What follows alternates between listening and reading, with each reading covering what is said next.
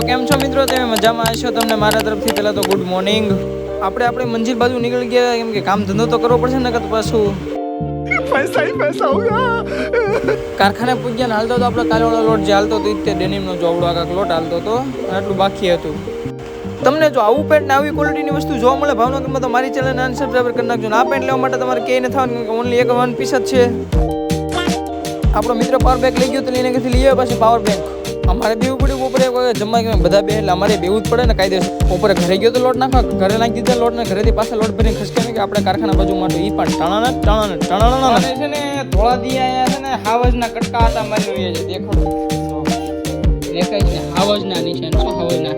હાવજ ક્યાંથી છેડ્યું એ નથી તો અહીંથી આમ આવેલો, પછી અહીંથી કાકાનું પગના નિશાન બરોબર ને દેખ અહીંથી ગાયબ થઈ ગયો, લગભગ બહાર વહી ગયેલો છે. આવું કેવું લાગે? એટલે એમ જ છે ને. આટલું કામ કર્યું કે આજ તમને લોટ દેખાડવાનું ભૂલાઈ ગયો ને આવડો લોટ કરી નાખ્યો આપણે ચાલુ. પછી એ લોટને છાપીને એના ઠેકાણે ઘા કરી અને પછી આપણે ઘરે આવી ગયો પાછો આવો કાંક લોટ જોવો આવી કાંક બીજાની નાની એમ છે ઓફિસમાં. અને આટલા કાંક નંગ હતા થપ્પો મારી. પછી તો સસ્તાવાળા પાછા બનવું પડે ને આપણે. દરિયાના ડાકુ એટલે બની ગયા દરિયાના ડાકુ, એક બાજુ આંખમાં લીરો બાંધી. તો ભાઈઓ ઘરે એવી મસ્ત મજાની પેટ પૂંજા થઈ ગઈ છે ને. બસ આ બ્લોગ આપણે એન્ડ કરશું. મળશું જલ્દી નવા બ્લોગમાં. Tata bye bye.